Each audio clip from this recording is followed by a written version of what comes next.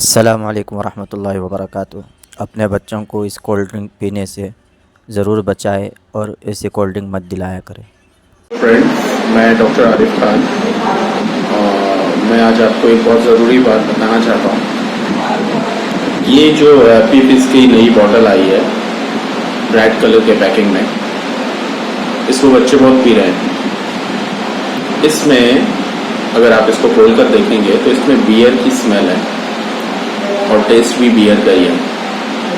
تو یہ بہت بڑا دھوکہ ہو رہا ہے ہمارے آنے والی جنریشن کے ساتھ۔ ہمارے بچے بگڑیں گے اور بہت سارے چھوٹے چھوٹے بچے شاپ سے 10 روپے کی یہ خرید کے پی رہے ہیں۔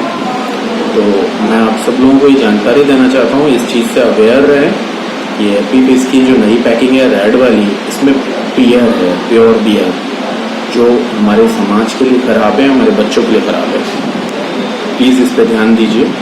اس میں اسمیل بھی بیئر کی ہے، ٹیسٹ بھی بیئر کا ہے، جسے چھوٹے چھوٹے بچے پی کے اپنی صحت کو خراب کر رہے ہیں۔ پلیز یہ ویڈیو زیادہ سے زیادہ شیئر کیجیے اور بتائیے سوسائٹی میں کہ یہ ہیپی فز کا جو نیا پیک ہے fruit juice based drink malt flavour, please avoid this, please. Thank you.